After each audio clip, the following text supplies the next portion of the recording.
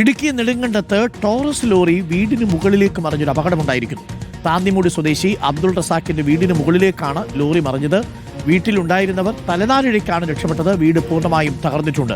നമുക്ക് ആ ദൃശ്യങ്ങൾ കാണാം. പ്രതികരണമുണ്ട്, അതുകൂടി ഒന്ന് കേൾക്കാം. വീടിന്റെ മുകൾ ഭാഗത്തെ നിലയിലേക്കാണ്, മുകളിലൂടെയാണ് റോഡ് പോയിരുന്നതെന്ന് തോന്നുന്നു. അവിടെ നിന്നും നേരെ ഈ ടോറസ് ലോറി വന്ന് വീടിന്റെ മുകളിലേക്ക് വീഴുകയായിരുന്നു. വീടിന്റെ ഒരു ഭാഗം തകർന്നു പോയിട്ടുണ്ട്.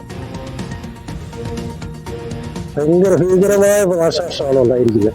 നമ്മുടെ ഒരു ആയുസിന്റെ എല്ലാ കുഞ്ഞുങ്ങളെല്ലാം രക്ഷപ്പെട്ടത് ദൈവാധീനമാണ്.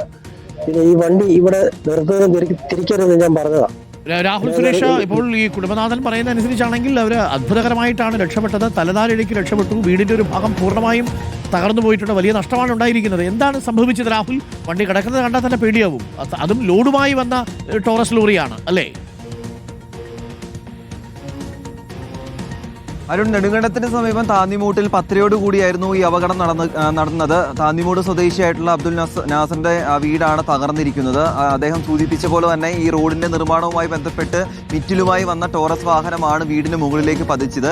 ഈ വാഹനം കയറ്റം കയറി പോകുകയായിരുന്നു. അപ്പോൾ കയറ്റം കയറുന്നതിനിടയിൽ വണ്ടി നിന്നു പോവുകയും പുറകോട്ട് ഊർന്നു വരികയുമായിരുന്നു. അങ്ങനെ നിയന്ത്രണം നഷ്ടപ്പെട്ട് ഈ വീടിന് മുകളിലേക്ക് പതിക്കുകയായിരുന്നു. ഈ അപകടം നടക്കുമ്പോൾ വീടിനുള്ളിൽ ആളുകൾ ഉണ്ടായിരുന്നു. ശബ്ദം കേട്ടുകൊണ്ട് ആളുകൾ ഓടി മാറുകയായിരുന്നു. അതുകൊണ്ട് തന്നെ ആർക്കും പരിക്കേൽക്കാതെ രക്ഷപ്പെട്ടു എന്നതാണ് ഏറ്റവും പ്രധാനപ്പെട്ട കാര്യം. പക്ഷേ അദ്ദേഹം സൂചിപ്പിച്ച പോലെ തന്നെ ഒരു ആയുസിന്റെ അധ്വാനം നഷ്ടപ്പെട്ടിരിക്കുന്നു. 15 ലക്ഷം രൂപയുടെ നാശനഷ്ടം ആ വീടിന് മാത്രം സംഭവിച്ചിട്ടുണ്ട് എന്നതാണ് പറയുന്ന കാര്യം.